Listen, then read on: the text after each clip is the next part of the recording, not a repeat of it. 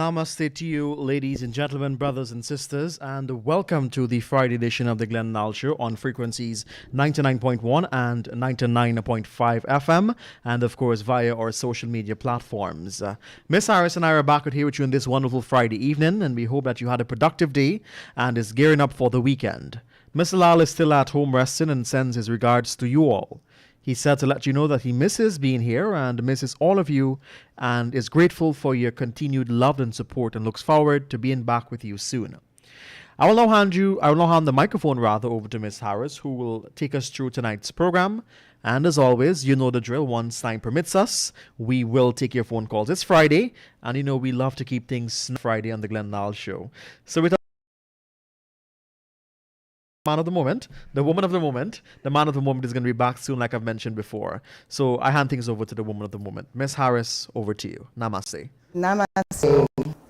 Good evening, Guyana. I have a very brief video, as Josh said. It's a very brief video, and I'd like to share it with everyone before we get into tonight's program. It's about the difference between politicians and leaders. And as you listen, I want you to decide for yourselves what we have here in Guyana, or who we have here in Guyana. Do we have leaders or do we have politicians? We'll drop the link for the video in the Facebook and the YouTube comment section. For those of you watching on those channels, you can click the link and watch the video and then come back and we'll get into today's program. For everyone on the radio, it should be fine.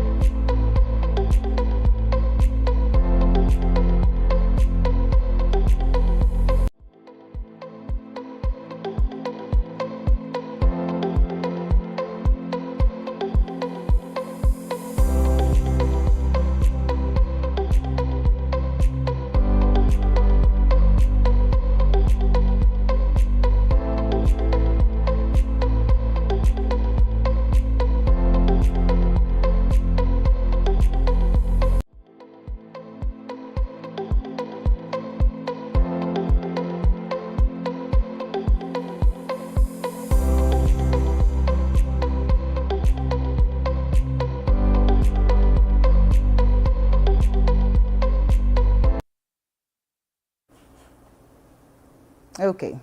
So for those of you who managed to click the link and were able to watch the video, I hope you found it interesting.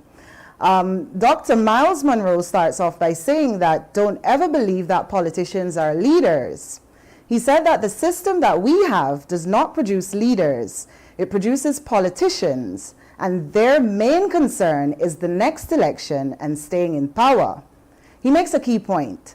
He said that leaders are concerned about the next generation, not the next election. Dr. Monroe posed a beautiful question. He asks that you should ask the politicians, what is their vision for your children, and see what response you'll get. He said that politicians are preoccupied with promises and not purpose. What do you think, brothers and sisters? What or whom do we have here in Guyana? Do we have leaders or do we have politicians? Okay, so let's get to the action now. We're going to be covering a few recent developments in our oil sector. I am very pleased to let you know that our ongoing protest against the oppressive ExxonMobil contract is already starting to bear fruit.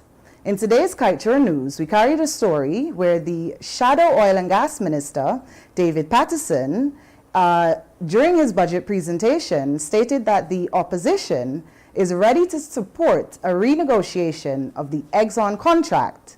This is the news that we've been waiting to hear for quite some time. Yep, it shows that all of the work that we've been doing over the years to expose the pitfalls of this oppressive contract is starting to pay off. I think it's admirable that the opposition has finally recognized that the mistake that they made when they signed that contract must be corrected. Definitely. What's also interesting is that the Minister of Natural Resources, Vikram Barrett, also stated during his presentation after Patterson that the PSA is the worst crime committed against Guyanese. He didn't go as far as saying that his government would be seeking a renegotiation, but I'm sure we can all remember quite clearly that his boss, the Vice President, Dr. Jagdeo, when in opposition, was always saying that the PSA is not a PSA that the PPP would have signed. So we can say we seem to be approaching a point where both sides recognize that there are serious problems with the PSA and something has to be done. When will that happen? That's entirely up to us. So brothers and sisters, and for those of you who don't protest, I hope you can now see why your voices are so needed and so important. We have to continue to apply pressure to our leaders or our politicians until we, the people, are satisfied that the whole entire oil operation is working to our benefit and is managed in a way that even our future generations will reap the benefits of what we fight for today. Well, it seems like David Patterson is on a roll.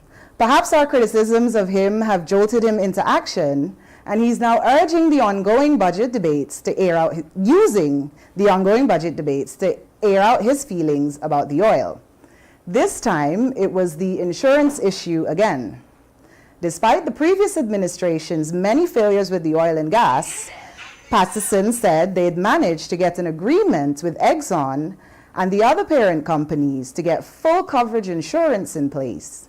But when the PPP took office, everything fell through, and the vice president is now of the position that they're trying to get Exxon to acknowledge responsibility for up to $2 billion in the event of a major catastrophe like an oil spill. Patterson took the opportunity to remind his fellow MPs that the spill in the Gulf of Mexico by BP amounted to over $70 billion in damages and costs. Patterson said that the lack of full insurance cover poses a most severe risk to Guyana, leaving us vulnerable to financial bankruptcy without the means to clean up any oil spill, and not to mention the nation's exposure to lawsuits from bordering countries. We've already been threatened by that. He asked why the government would feel satisfied with only $2 billion worth of liability coverage.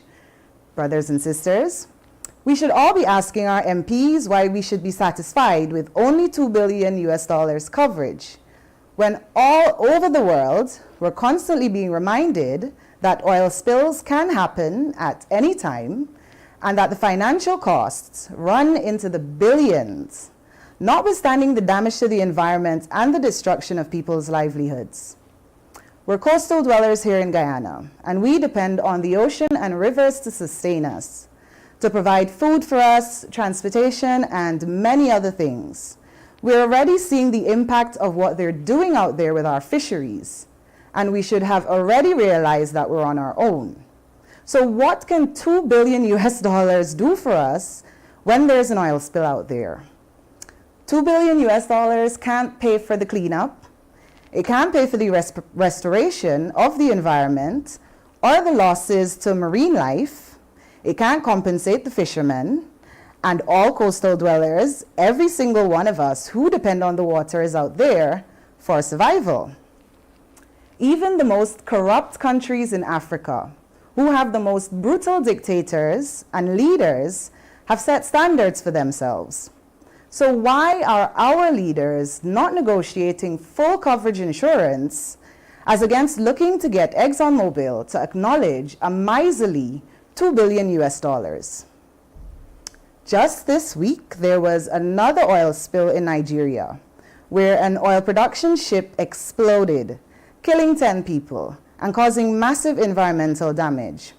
Apparently, the ship is able to store up to 2 million barrels of oil, but it's not clear how much oil was on it at the time and how much might have spilled. You'll remember a few months back when we told you about another oil spill right there in Nigeria that went on for a month, causing severe damage to the land and contaminating the water. How do you think the Nigerians who live in those regions are making out? Google and you'll see for yourself.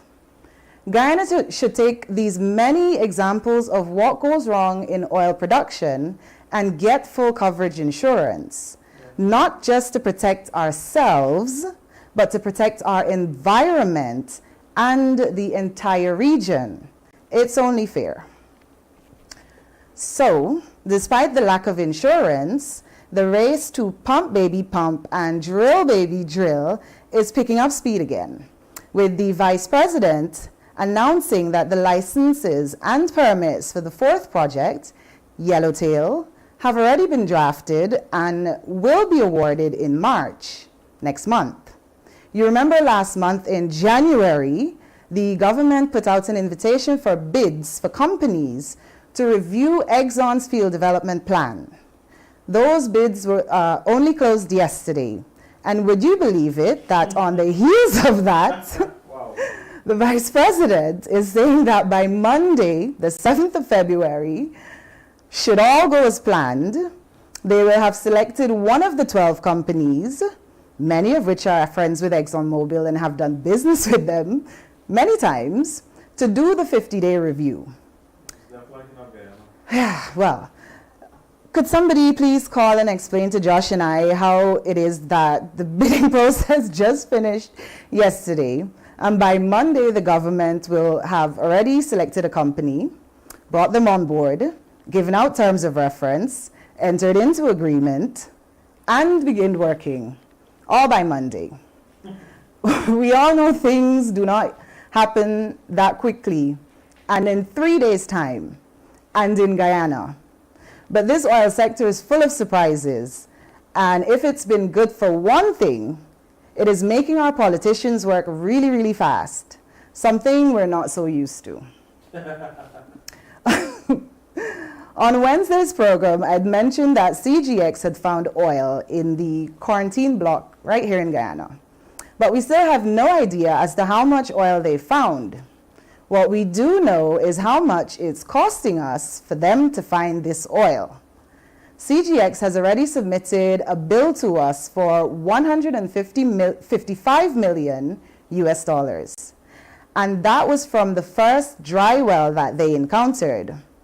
We don't know how much this one is going to cost us, but the price has already jumped once before.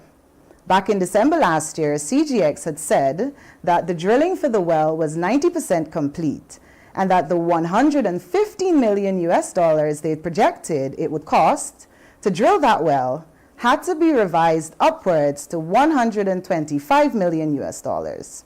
Another 10 million to finish the last 10% of the work. Yesterday, members of the media had the distinct pleasure and rare opportunity to get some updates directly from our local oil czar, Vice President VP Jagdeo. Regarding CGX's operations in Guyana, the VP stated that he recognized that there is now increased pressure for the government to move swiftly to put a model PSA in place. This is exactly what he said. There is urgency now to move a model PSA that would correct many of the things we find that are wrong with the last one that was signed with Exxon. And all new entrants would have to subscribe to the new conditions. I don't want to get into too many details, as usual, but issues raised such as high royalty rates and ring fencing, those have to be looked at. Tax treatment and a whole range of other issues have to be looked at.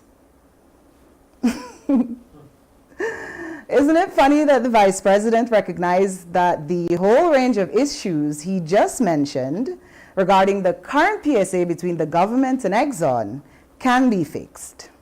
Yet we are in a situation where he and other members of his government and members of the opposition totally refuse to address those issues. How are we, the people, expected to have any confidence in these leaders when they know something is wrong, they tell us it's wrong, but refuse to correct it? Exactly. What are we to do with them? Let's wait and see what comes out of the new model PSA between the government and CGX, and just how much of it is actually corrected in our favor, as the Vice President promised. So those are the updates that we have to share with you. As promised, we're going to keep it short and sweet tonight. If you have any questions regarding anything oil related or anything that we just discussed, please feel free to, and let's have a discussion. Well, thank you very much, dear Ms. Harrison. Of course, we have Bernard with us here this evening as well, who I know for sure would like to contribute to what you've said and more. But we will do that first, and then we'll open the telephone lines. That number for you to call this evening, as usual, they are 226-7453 and 226-7454. You can call us on WhatsApp as well on 622-2222. Bernard? Hey, good evening all. Good evening. Well, it seems that our leaders are finally coming to grips with some of the things, but if they admit it's, if our natural resource minister admits it's almost criminal, what do you do with the crime? Don't you have to fix it? Yes. Aren't you supposed to get restitution and get better, do better? Someone should pay actually, but... Yeah.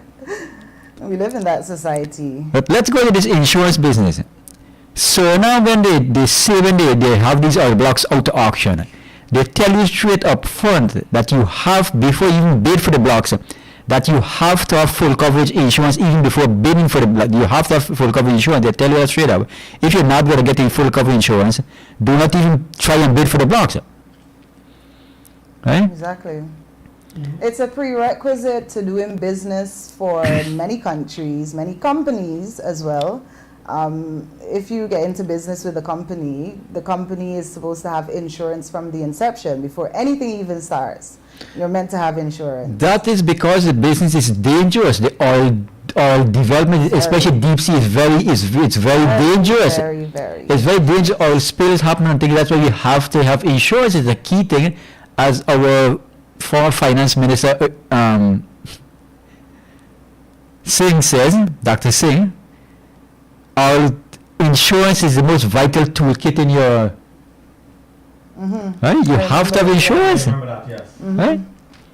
Yeah, you have to. But let's hope our Vice President comes out to the model PSA. I would love to see his model PSA. Yeah. Are we going to get more than the 11-12% we are getting? Yeah. The rest of the world, the lowest percentage the rest of the world gets is Brazil at 56%. Yeah. Which is 5 times what we are getting. How much are we going to get? How much does he think we deserve? He said that he would be seeking to address higher royalty rates, look at tax treatments and other stuff like that. Ring fencing, he mentioned ring fencing. So, they're definitely on the right track. But when it comes to actually doing something, it's promises. It's the usual story where we get promises that things are going to be done, and then nothing happens, nothing is done. But insurance is such a vital thing. If you buy a car, you get insurance. People insure their homes. It's a good idea to insure your home. You can insure your life. You insure everything that's valuable and important. Why would you not insure a country, a people, and a region? Especially when it's dangerous that it can affect our neighboring countries. Exactly. That is the most important. We guys, if we don't have insurance, we would have to spend all of our resources on paying back if we do damage our countries. We have a caller on the line. Caller, good evening and welcome to the Glenn Lall Show. Yes, I have a question. I'm 16 years old, Uh-huh. and I want to know. I'm 16 years old, and I want to know when am I going to get some money in my pocket? That's a very nice question. The oil company from Eximo when they give us the oil. That's a very good When am I going question. to get some money? Well, that's a really good question. Kudos to you for being 16 and recognizing that you should be getting some money already. We live in a very wealthy nation. We have abundant resources, and we should have things in place already to facilitate our young people's continual growth, their educational growth, their career advancement. We should be able to give them grants and subsidies, send them all over the world to work and study. We should be doing so much for our young people. Indeed. But in terms of when you're going to get some money, when you take to the streets and join us, we stand a better chance of being able to get some money then. If we continue to just ignore this and hope that they're just going to decide to give us money, I don't think that would ever happen. You have to be an active participant, and you have to, you're on the right track. The young lady is doing the right thing. And I'm like astonished. She's 16 and she's watching a program or listening to a program like this. Kudos to her. She's really happy. She's very happy, guys. We have But a she. caller on the line. Caller, good evening. Welcome to the Glenn Lall Show. Hi, good evening.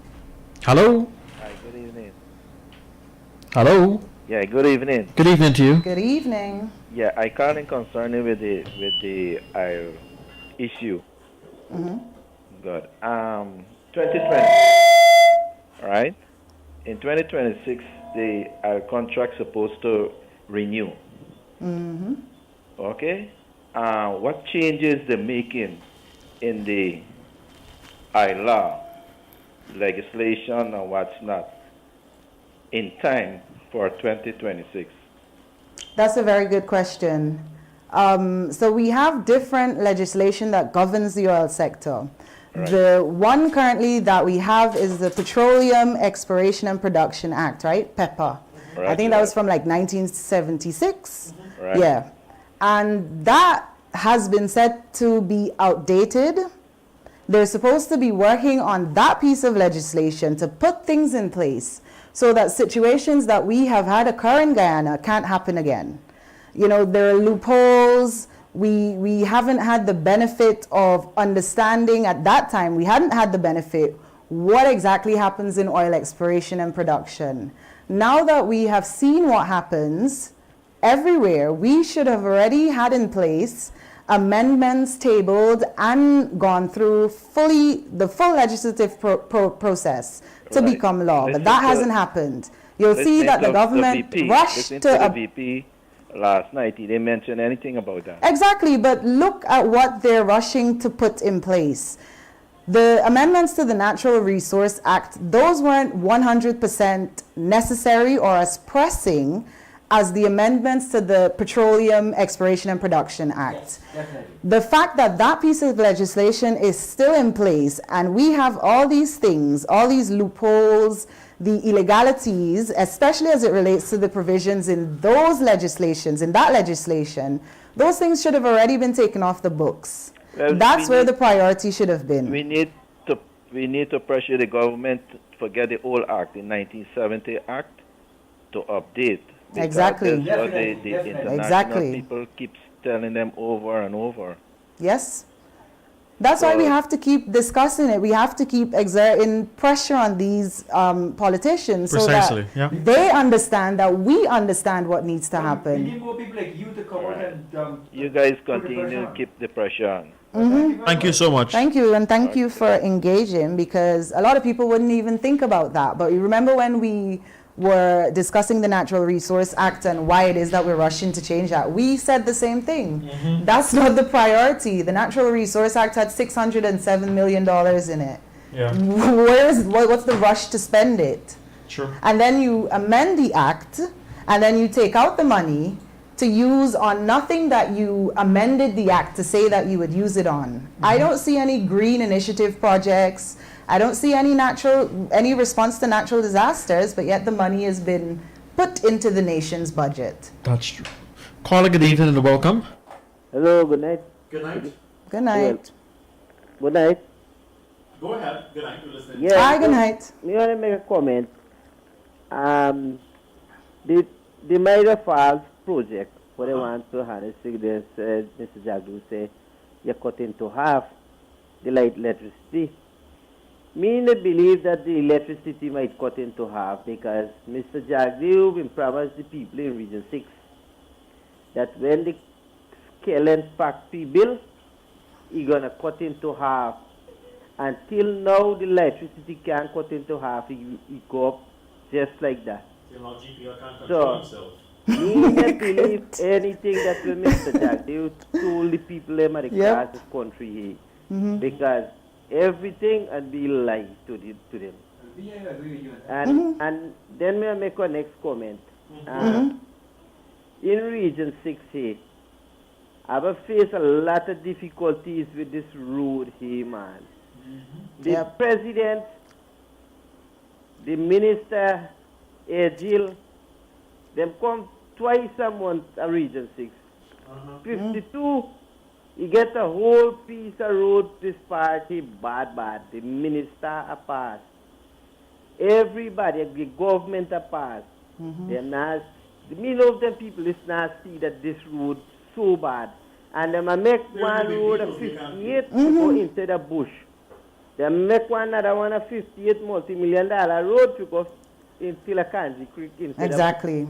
Nobody uses that. Nobody is going to use it to the capacity of Yes, the and- road that you just mentioned. And We then, don't you need know, that there. Then get the people, the citizens for this country here, a drive from dam tap. You can say this road like going dam tap. You can school children a back dam, a school.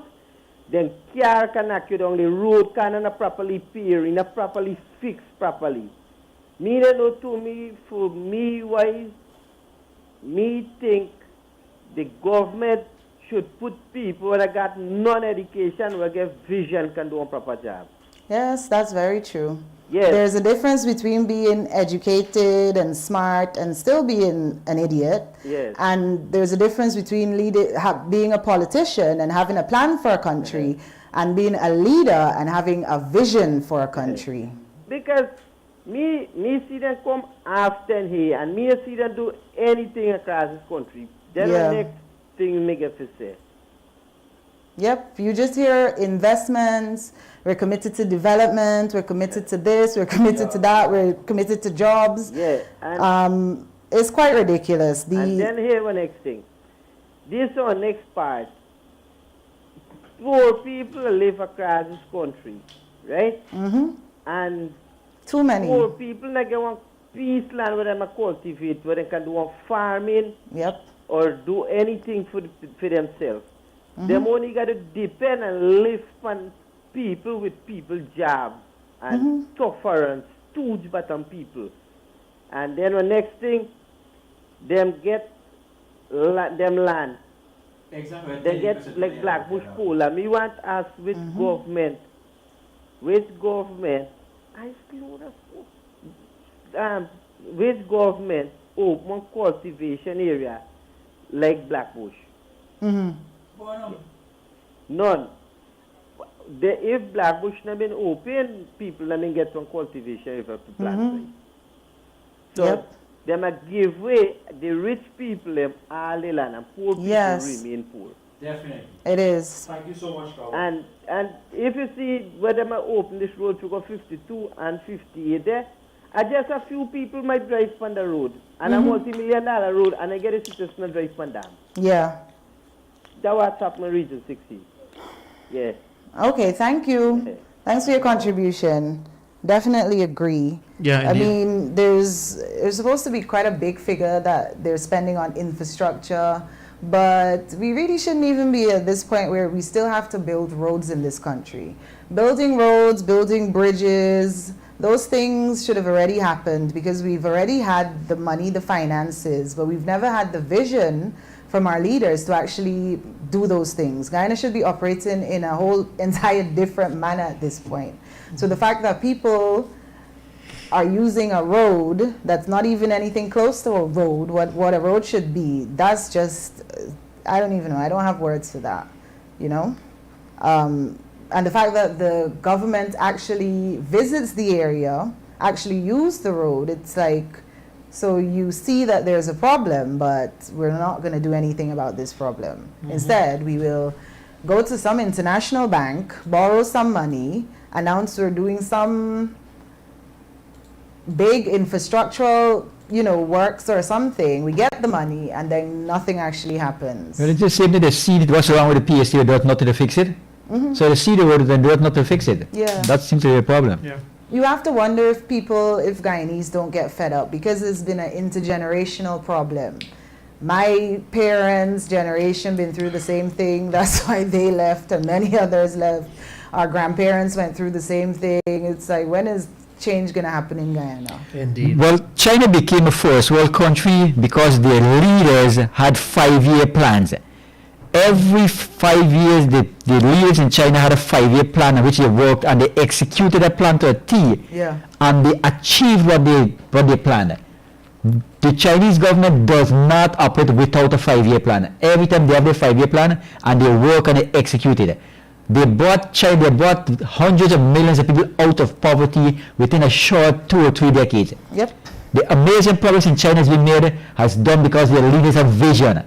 And vision without plans, you cannot achieve anything. Exactly. Where are our leaders? Where is the 5-year plan? Where is the 1-year plan? Where are the 5-year plans for our country, man? You know what's a good question? What's their plan for the children of this nation? Because that video that we listened to just now, yeah. exactly, indeed. if we went and we spoke to politicians, like for instance, if we were to look at this budget, what's in this budget for children? They've put loads of money in education last year. $30,000. Right? Yeah, they give the children, first of all, the little ridiculous cash grant that you get, which is not enough for any child in this country. Come on, that's not good enough. Then you get the Because You Care cash grant, a uniform grant, I think, voucher, as well. Children are children. Children are going to need more than one uniform for the entire year of school. And it's like nothing happens. Last year, I think, again, the education sector got one of the biggest budget allocations. And then the children weren't in school for most of the year. Most of them don't have, the facilities, laptops, tablets to do the online learning. They don't have subsidized internet. Where's the money going? Well, the young lady asked the right question. She's 6 years. What is in it for her? Well, Exactly. she gets 30,000 Guyana dollars a year, while ExxonMobil and the oil companies get paid $720 million US taxes paid by our government for them. Of her And- parents' working money. No, of her money too. The money Yes, she's of a her Ghanaian money citizen. too. Exactly. Also, the oil companies' subsidiaries get a VAT refund of over 20 million United States dollars. So for the 16-year-old, you get 30,000 Guyana dollars a year, while the oil companies get $720 million US in their taxes paid, $20 million VAT plus billions of dollars in profits. So the young lady asked a very nice question. I think she has to have her parents ask the politicians when she gonna get what's rightfully hers. Exactly. And we need to ask our politicians what really is their vision for our children and our young people. That's such a key question because at this point, they should have already addressed the issues with the curriculum. The curriculum that we have in Guyana is ridiculously out of date. The children are just parroting the same information that their parents were taught to parrot and regurgitate, and they do a wonderful job of it because every year, or most years, we top the region in performance. So the children need something to stimulate them. We should have already addressed the curriculum, the education curriculum. We should have already been designing apprenticeships. We should have already been including sending children or young people who have qualifications already, conversion qualifications and degrees and masters. Those things, we should be doing those things already. We're not even hearing about these things. The first set of oil money should be spent on free education for every single Guyanese child. Exactly. Every single Guyanese child from kindergarten to university. The first set of oil money should be spent. If a government spend that money on education for children, that will show they care for the future of this country. Exactly. That they do not shows exactly what their priorities are. Well, we're still waiting for the free university as promised by them. So That let's see was what another happens. thing. I literally just remembered that too. What happened to the free university? yeah, That will come in May by the next election time. That will come. That'll swing around again. Yeah, That's true. By that time, Exxon will be making 40 to 70 billion United States dollar profit a year. So a couple of million Guyana dollars to throw to the university would be chicken feed. True. Exactly. So We have a true. call on the line. Caller, good evening and welcome to the Glenn Lall Show. Caller, good evening and welcome. Hi, good evening. Good evening. The caller that called and comment about the 52 road just now. But the what? I don't think he is in the person. Sorry? I think he is not in the person. When you want to make comments about something, you must finalize, you must see him before you talk. The road does always do, but there is something in a specific area. It's just like about 10 feet by 10 feet, not even so much, by 4 feet by 20 feet. Does always tell you what damage is. And that damage, there is nobody can, like, it seems to me like nobody can pull that spanner hole. The hole can do today, the time next week, you get the damage back again. So when you talk about how far distance of 52 damage, there is nothing like that for what he said there. He's just out of his head. That is the main interest that nobody can. People from all walks of life go and comment about the same thing already. There is nothing else can do there. All right, thank you. Wow. It's like people have to. I didn't hear what he said at the beginning, but I think he was talking about the 52 road, right? He said nothing else can be done there. Nothing else can be done. A little piece of road he can fix, I guess. That's amazing. Oh my God.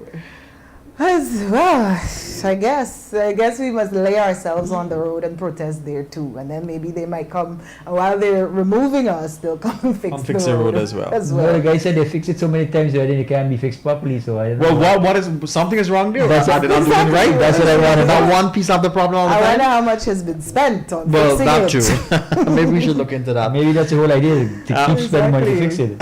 This unfixable road. Guys, we have a call on the line. Let's see what this person on WhatsApp would like to share with us this evening. Sure. Sir, good evening to you. The floor is yours. Education sector, but one of the Hello? biggest budget allocations. And then All right, this person is listening to the program and calling us. Let me remind you, when you're calling us, you need to lower the volume of your device, or whichever device, your radio or Facebook or YouTube you're listening to us from, because if not, we'll be forced to disconnect you this evening. We really appreciate the support we're getting from the people out there. We thank you. Let me just remind persons to be very considerate of what you're posting on our Facebook page. Failure to do such, you'll be blocked and deleted immediately.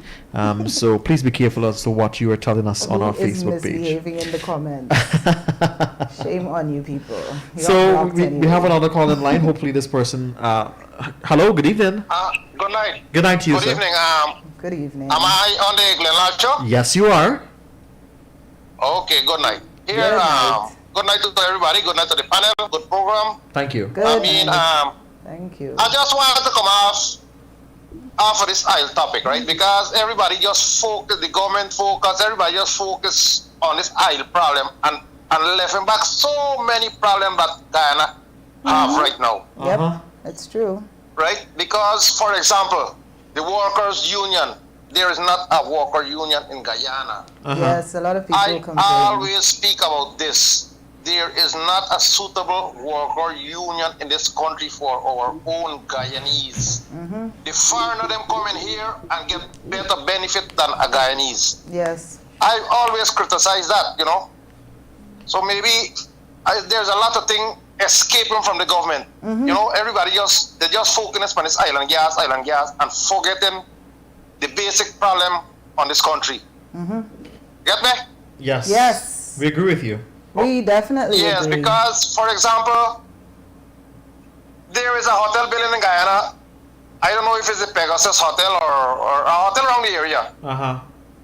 My son went to look for a job. There is sheer Chinese and Haitian people working there. Okay? I don't see maybe 2 or 3 Guyanese working, and the paying them people is. Yep. And Venezuelan. Yeah. You understand? Them underpaying with no kind of protection, no kind of security program, no kind of sort of benefit for these workers. I don't know what really going on in this country. Okay? Yeah. So maybe there is a lot of problem. For example, our market where we have to go and buy food, we need some development in the market. We need little development in them selling. Yep. You understand? We need little development in the conjunction in Georgetown. Georgetown, you can't even walk with your family like long time. You could go and buy the ice cream. You can't do them things now. You can't even a place to walk in Georgetown. You understand? Yeah. Carl just now and say about the vision of this country. Maybe we poor people or we uneducated poor. I mean, you know what? We got a little education, but not plenty. We should take part in this country. You understand? Exactly. And get a debate and let them recognize our idea. You understand? Get a WAF bill out of Georgetown and get all this traffic in Georgetown with all these containers and that kind of thing. Get a big WAF bill somewhere out in the country area that we could distribute these things. Exactly. And stop conjunction Georgetown like that. Exactly. You know? Yeah, it's true. It's very true. You know, there's plenty thing I would like to, you know, but I would like to give another call a chance and good night, that's my opinion. And Good night, and thank you very much. Yep. okay, sir. Yeah. Thank you so much. Persons are asking if Mr. Lall is okay in the comment section. Yes, he is. I'm pretty sure he's listening to us this evening. He Like I've mentioned in my opening, if you've missed it, he sends his regards, and he is slated to be back with us sometime very soon. So don't you worry, he's okay. You know, previous programs would have mentioned to you, and he's finally following his doctor's instruction, of which we here are grateful for, and we said we can't leave you like this. We came here to continue, and once again we thank you for your support that you're pouring out for us. We're going to take this final call this evening, and we're going to call it a night here on the Glenn Lall Show. Caller, good evening. You're a final caller for this evening.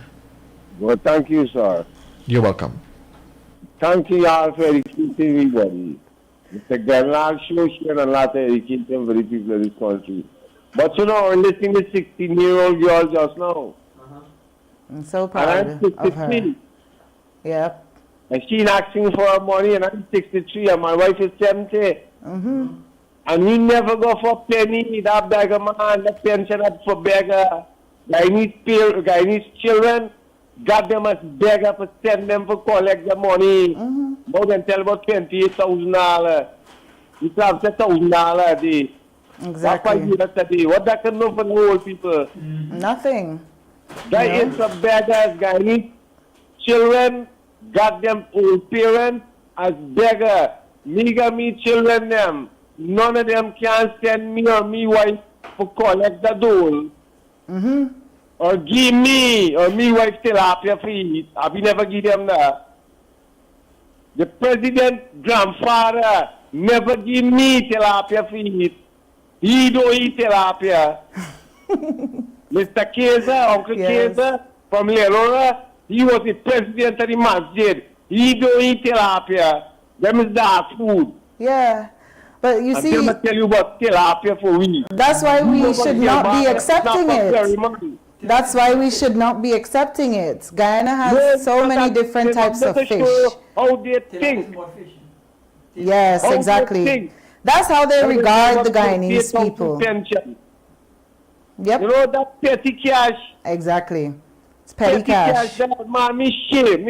I mean, God must blind me and paralyze me if me go for the $28,000. Blind me and paralyze me, Almighty. I tell me go for the $28,000. The Guyanese children treat them parents just as beggars and get development. Don't refuse it.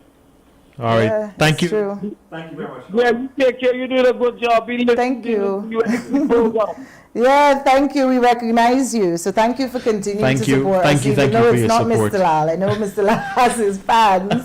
He has But, many fans. So thank you Thank you everyone so much. for continuing to support I would just us. like to remind you that I'd just like to remind you that we are going to wrap things up here this evening here on the Glenn Lall Show. Just informed that Mr. Lall is going to be back with you here on Monday. We look forward for him. Thank you so much for that piece of information. But I did mention in my introduction that he's slated to return sometime back very soon, and that soon shall be Monday. So I want to thank you so much. And in his words, if we don't stand up and speak out and be loud for what is ours, Yes. we got to do it now, or too late shall be that cry. Indeed. I'll ask Bernard to his closing remarks, followed by Ms. Harris, and this is where we say thank you for joining us tonight. Well, I am glad to see our listeners are getting younger. The young people is their future. Exactly. I am glad to see they getting involved. To continue to support us, and when we ask you to come out and let's pick it, let's actually hit the ground, we want you to do that. So again, let's all just try to have a wonderful weekend, love each other and live well with each other, and we'll see you guys again on Monday. All right. Namaste. Namaste. This has been a Kaieteur Radio production, and we thank you for joining us.